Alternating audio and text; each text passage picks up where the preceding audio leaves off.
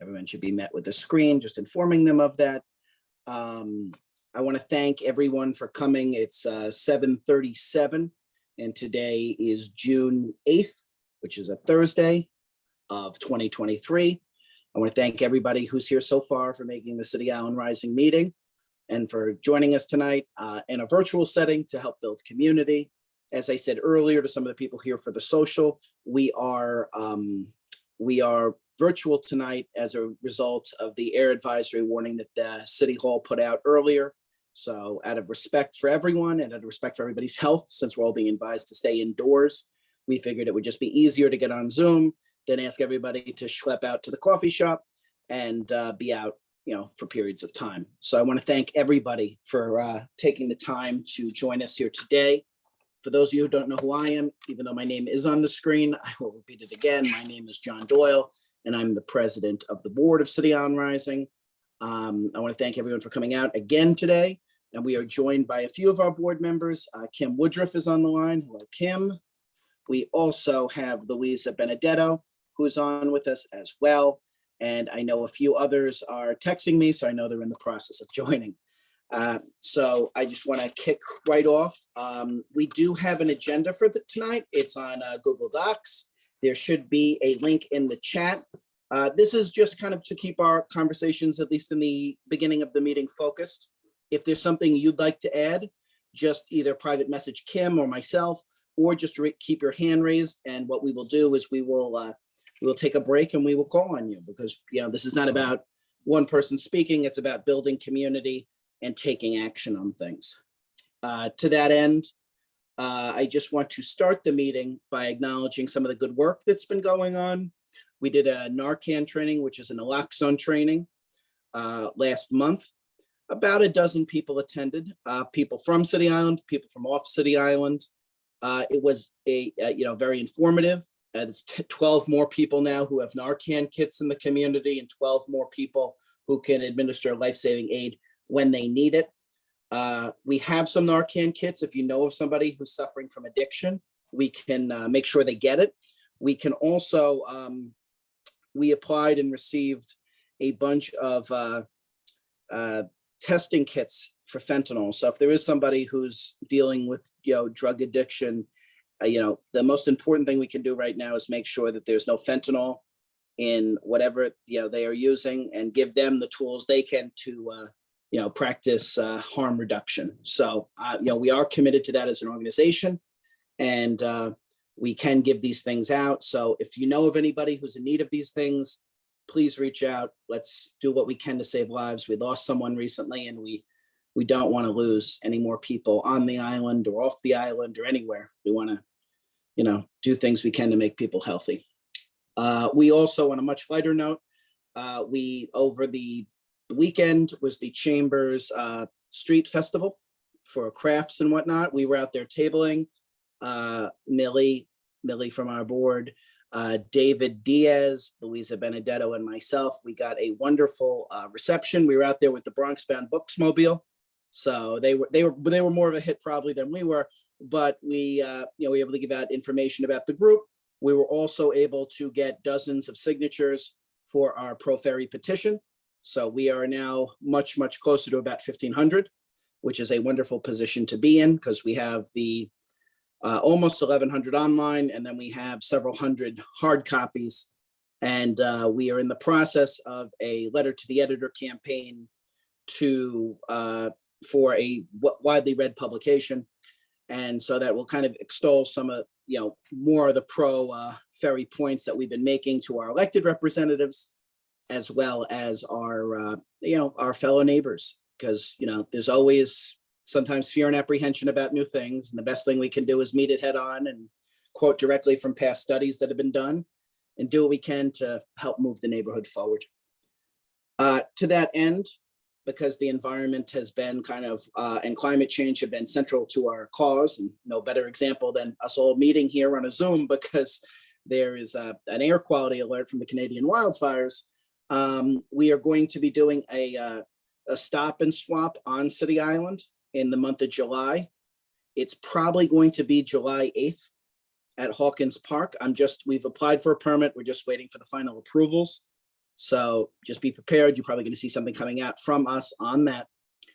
And we are really looking forward to, kind of getting either donations. People can come, they can just donate their extra clothing. They can donate working electronics. We're going to have a whole list of things. They come out, they set it up. If you're somebody who maybe is in need of a new thing, it's in a sense, it's like a free thrift shop. You can come, you can pick something up, and you can go on your way. And then what's left over and of value, we will get donated either to a homeless shelter, migrant intake center, what have you. We'll make sure that whatever is donated and is in good condition doesn't go to waste. So those are good things to have. And then obviously, if it's in electronics, we'll make sure it gets recycled responsibly. Thank you, Kara. We also we wrote a letter to the deputy mayor who oversees DOT, DEP, and parks about all the flooding we've been having. I know you've probably seen on our social media page, we did take what was meant to be a cute photo of the duck in the waterway, which was actually Shore Road. But it is a very serious issue, and we've been waiting now for over 2 years for an adequate response from City Hall. And as you know, we've had representatives from the mayor's office at our meeting, and they've done good things. They helped get a lot of the lights on Pelham Bay Park. There were over 50 out. Now it's down to 10. So we are seeing progress on some things. On other things, it's still coming along, and that takes time. And but we have communicated all of this to the deputy mayor, asking that she take the leadership on this issue. And that means that, first getting the roadways standardized, under the auspices of DOT. Right now, they're parks roadways. That's why they're in the condition they're in, and why they've been in the condition as long as they have been. Inadequate drainage, surface like very poor, obviously, like some I don't want to make a joke comparing it to a war zone, but the roadways are not in good repair, and I think we all know that. And then finally, obviously, the lights are still an issue. Even if there are just 10, it's still an issue. So we are still following up on that. And we put in there that City Island had been overlooked for things like green infrastructure, green rain gardens, things along that nature. Other communities have those things. We do not. So we highlighted those things. We also, the letter was long, and then with all the background research that went into it, we'll put it on our website. But the letter overall was about 27 pages with all the attachments. We did hear back from some of our elected officials. The community board, I know, is following up on it through its municipal services committee. Senator Fernandez, who I know is a representative on here tonight, she is leading putting together a joint letter from all the elected officials. So appreciative of that. And then Congresswoman Ocasio-Cortez's office also reached out, and they let us know that they're having some further conversation with city agencies about environmental concerns. And this had been, as a result, added to their list. So more hands makes for lighter work. And we welcome support from all of our elected officials and everyone else, all the different community-based organizations on City Island, and whatever we can all do to address these things, because no matter what group you're in or what you believe in, these are all conditions that all of us face. So it should be an issue that should be relatively easy to work together on. To that end, we did trigger as a result of all this, DOT has some money for resiliency improvements, and they came out to City Island. They did a short walking tour with David Diaz and myself. We took them to the Gateway. We took them to a few different areas where flooding is particularly bad on the island. So, to kind of give them a nudge to fix it. We took them to different areas where we thought, people would be open and welcoming towards, greater resiliency improvements. One of those was the supposed public waterfront area by Seafood City, as we all know, that doesn't exist. And we took them to the public access area by Fordham Street, which is just a park, but it's supposed to be a waterfront park. There's no actual visible waterfront unless you get on your tippy toes and peer over.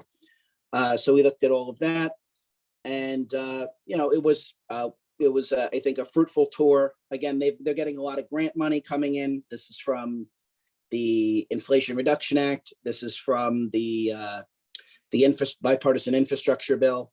This is from the Green Bond Initiative. So there's a lot of money coming in from all different levels of government. And, we, as we've spoken about many times on this call, we're the group that has over 1,000 different photos of flooding on City Island in the last 2 to 3 years. We are, we are well prepared. We know where the hot spots are.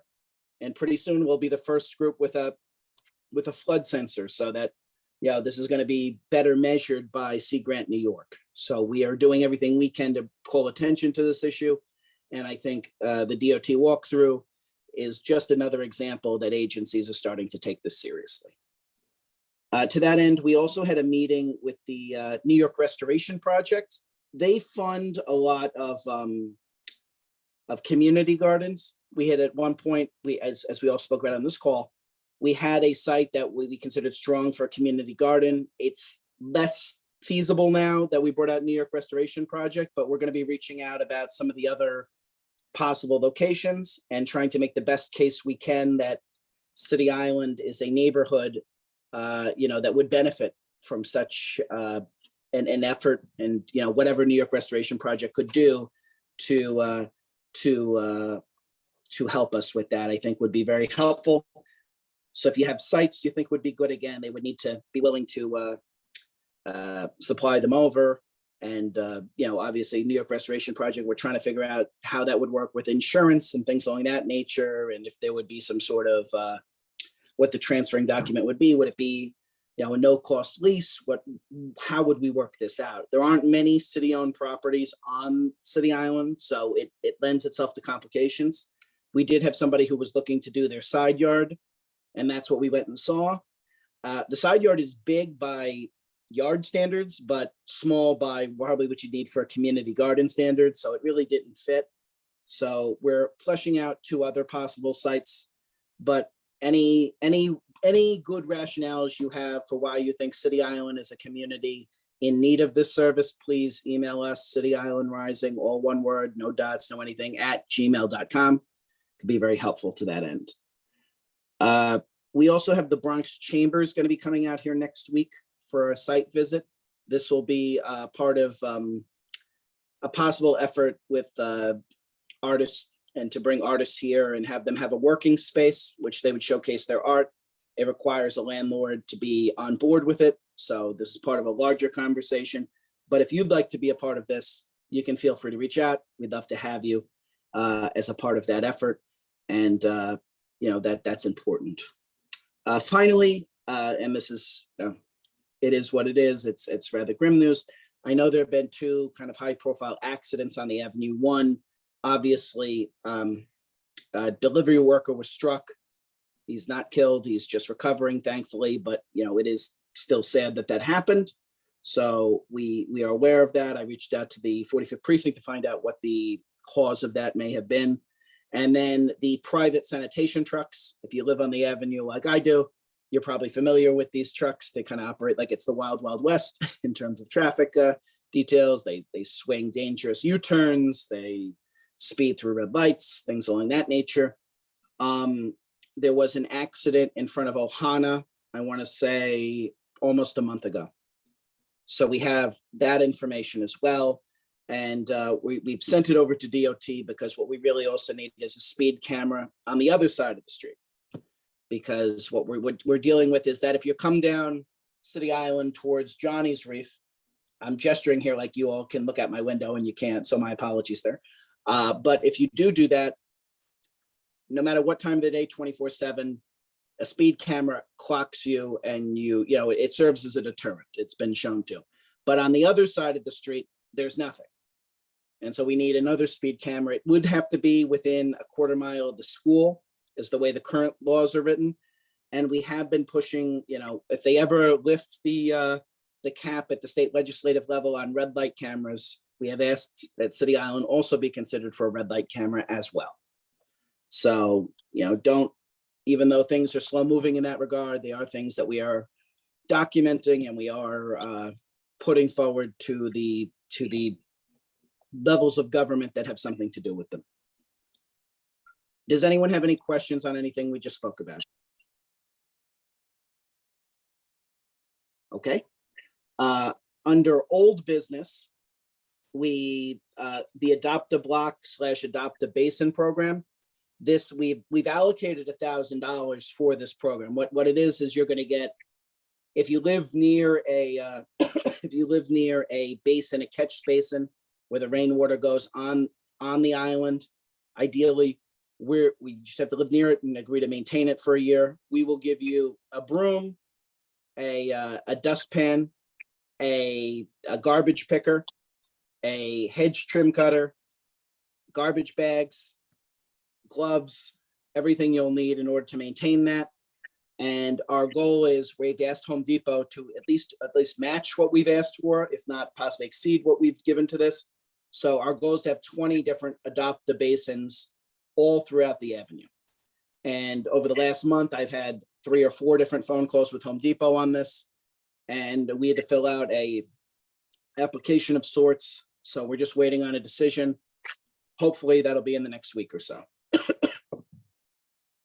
Moving on to new business. Just want to give some announcements to some things that are going on in the neighborhood. The Pride event is still on for this weekend. I just checked. So that's 11 to 4 at Ambrosini Field. And then following that, the Snug is having a Pride event in the evening hours. So let's all, get out as we can within being healthy and being respectful. And if you need a mask, we have a ton of these, so let me know. But to get out to celebrate the diversity of the community, to celebrate, people living their true selves on the island. On June 14th, the 45th Precinct Council, of which I'm also on that board, is sponsoring Ice Cream with a Cop on the island at Hawkins Park. It's going to be a good event. They actually have the PlayStation, not the video game, but like the big event for the kids that they bring to a lot of different events. So everyone can show up. I've asked and been confirmed both kids and adults will get free ice cream if they show up to Lickety Split. So obviously it's more of an event geared for kids, but if you are an adult and you want ice cream, we will serve you ice cream. Just get there as quickly as you can. The event is from 3 to 8 p.m. So that is good as well. We are also pleased to inform everybody that on July 13th, when we have our next meeting, which God willing will be an in-person meeting, our guest will be Johnny Oriana, who is the commanding officer of the 45th Precinct. And that event will really focus on all the traffic and quality of life concerns people have. It's going to be, very much question and answer between everyone who shows up who has a question and the captain. You have concerns, you bring them right to the commanding officer of the precinct. Obviously, we will be there to facilitate the discussion, but this is going to be a very much you have a question, you're going to ask him directly, and we will follow up on what happens there. Does anyone have any questions about any of that? Okay, it's going to be a very, very quick meeting. We got 3 emails for this meeting. The first email dealt with fire concerns in Pelham Bay Park. I think it was driven by what happened with the Canadian wildfires and sometimes some of the fires that are happening by the fishermen, I think, close to the bridge. Just to the person who sent that email, just know it's been noted and it's being flagged with the appropriate agencies that they keep a closer watch on these things, because this is something that exists. This is something we know that is a concern. And obviously no one wants to see a forest fire in Pelham Bay Park. Second email was about possible alternate side parking on the avenue. The larger concern of this was they wanted to have alternate side parking because the streets are a mess during the summer months in particular. We're going to flag it for the community board and see what comes about from there. But we did have a preliminary discussion with them. So we will see, and we will keep you all informed. Obviously, it's not a universally shared opinion that we should have alternate side parking because 1, it could lead to meters. That's the concern. And number 2, people would have to move their cars on weekdays, which not everyone wants to do. So the goal is to ask the community board to do some level of a hearing on this when they get back into session and let them kind of hear out all the different sides and hopefully come to some sort of an agreement so the streets can get clean, because that's something, again, I think the streets getting cleaned is something everyone agrees on. Whether that alternate site parking is the way to do it, we shall see. And then, Cara, I know you mentioned the community calendar. I don't know if is she still on? I know she was on and off there for a second. Oh yeah, you're still on. So we will, let's connect offline, but yes, definitely would love to work with you on that, and we can find a way to make that work. Thank you.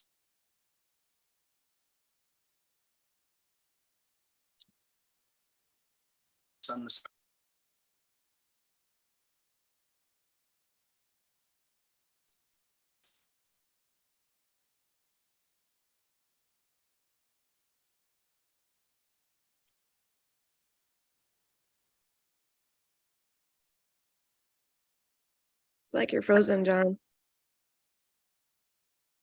But it's going to take them. They're in between. Obviously, last minute change. Oh, We lost you I for a minute there. My bad. Do either officials want to? Because I see we have two representatives from our elected officials. Do them want to give an update right now? So we have someone at Fernandez's office and somebody from Councilmember Velazquez's office. So we appreciate that they came. And if they have anything they'd like to say or add, again, I'm kind of putting them on the spot, which I'm sorry about, but I figure if they have anything they want to share, the floor is theirs. Thank you, John. No updates from our office, from Councilmember Velazquez's office, but yeah, I hope everybody's staying safe, and yeah, reach out to us if you need anything. Thanks. Thank you very much, Stephanie. Tiffany, did you have anything you wanted to add, or we'll come back? If you don't, it's fine. And then again, we still have, even though we were out there for the street festival, we still have roughly 2 boxes of these masks. We give you a 10-pack. So if anyone needs them, email cityislandrising@gmail.com. We will get them to you in the next day or so. With that, again, might be a very quick meeting here. It's an open forum. Does anyone have any questions, anything they want to talk about? I know we've got 16 people on, and some people are doubled up on the call. So does anyone have anything they want to get a question on, answer on, any concerns? I wanted to say something because I'm close to it, and that is the shooting range. It seems like they've gone out of control in the last week. I don't know if we were notified about it. They've done explosives, they've done machine guns. It fills my house, my windows, it was like reverberating like crazy. So, I mean, this is being on a discussion, and it just doesn't seem to go away. But I guess at some point, it just gets out of control. And what's going on? This is my question. Thank you for that. I second that. There was something that happened the other day, and I seriously thought the world was ending, because I'm on the other side of the island. And so I hear it, but I don't usually have it so significant. And I just thought it was those scenes in old movies where the bomb goes off and then it just spreads. I thought it was spreading at me. That's how scary the sound was. And there was no warning. There was nothing. Usually if there's something big, they do a warning. But this just seemed like business as usual, but it was very scary because I'm not used to it. It was louder than normal for sure. Because I'm opposite. I should be getting the least of it, and I heard it very loudly. So my heart was hurting for the people that are closer, because they were probably finding it even more scary than I did. Well, they seem to be doing more explosives consistently than they ever had before. I live way down on Hawkins Street, and a couple of weeks ago, my whole house shook. And it was the firing range. That's very unusual. I don't know what they're doing. They tend to explode the confiscated fireworks. So in essence, they're dangerous for everybody else, but then they just blow them up in giant piles or in June and July and August. So that's probably what happened the other day. Not ideal. No.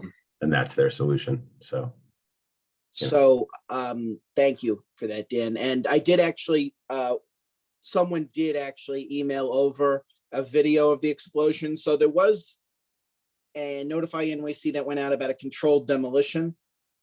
Usually I get them like 8 o'clock in the morning and I'm on my way to work. So it's very easy for me to put them up on our social medias and spread them around. Unfortunately, I'll be honest, this time it got lost in the email shuffle of the day. And so I wasn't able to share it quickly. But we do have the video, and this is going to be addressed from two different ways. Let's deal with the shooting aspect first, because people are talking about increase of activity there. That will obviously be addressed. That will be addressed when the range construction starts. We were supposed to get the RFP done. Not the RFP, I'm sorry. The bid was supposed to be going out in May. I spoke to DDC. Bid is now slated to go out towards July or August, but it's still within the fiscal year. So that's very good. So that's good for us to know. Number two, with respect to the explosions, which is the bigger issue that reconstructing the range will not address.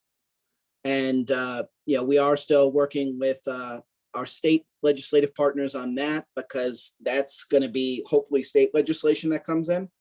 So I know Senator Fernandez, when she was our guest at the last meeting, did speak a little about this on what she's doing to advance the bill in the state Senate. Assemblymember Benedetto was the one who carries the bill in the state assembly. I was looking online. I'm not sure if that's left the local governments committee, but we have to check. So hopefully one of these committees where it is on either house can have a hearing. We can all go, we can all participate, because I think that's, Patrick, to directly answer your question, that's what you asked. You asked, how do we kind of get past this? And the way I think we're going to get past this in terms of the explosions is state legislation. So long answer, but it's a complicated problem. So, the beat still goes on with that, but I do have the video and I will share it with the NYPD just to find out what's going on. Again, as I've often said, and people who have been involved in this for much longer than I have, I can't believe that exploding all this stuff is, good for the environment or good for any of our healths. So yeah, you Andrea, said I'm sorry. that reconstructing what they're doing with the range won't Well, I address think, that. my question as well was related to the fact that they're practicing military level weapons as well. Yeah, And, we all hear what's going on from the news, maybe not around the north of the US, but why are they practicing with those weapons?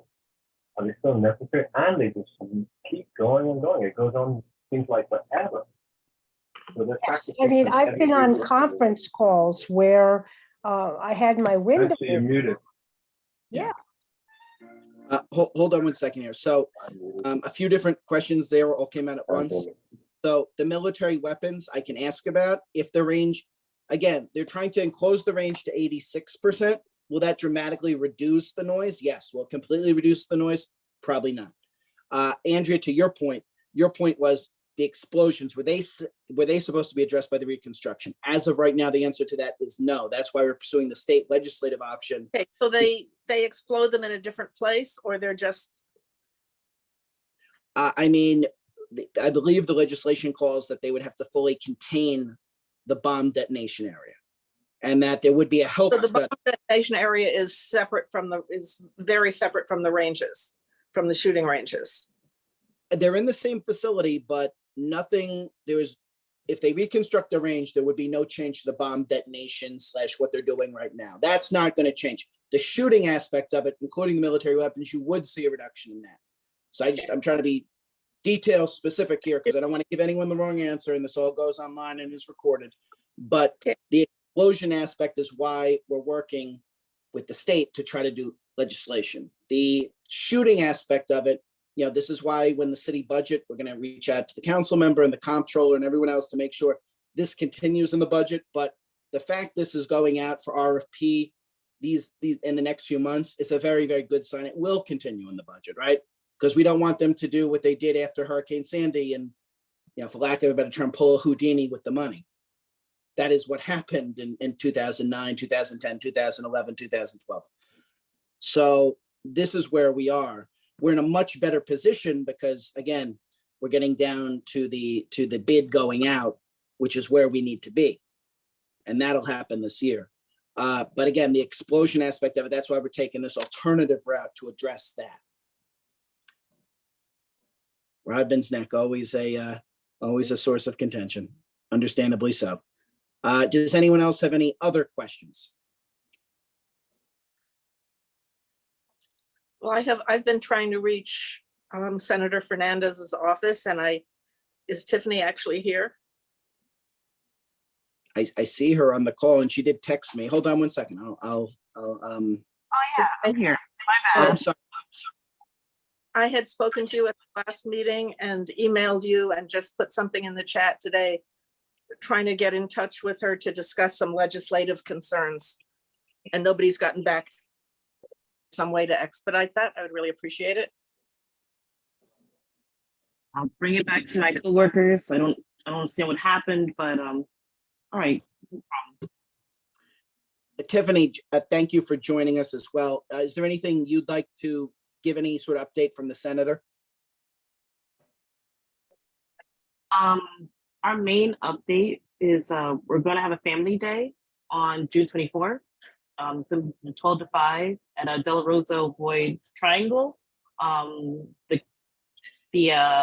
flyer isn't out yet, but when I have it, I'll definitely share it with you. The Great. other event we're having on June 10th, but we might be postponing that, so I can't give too many details about that. But when I get the okay that it's going to happen, I'll send you the flyer as well. Thank you, Tiffany. And everyone, just so you all know, the senator changed her district office.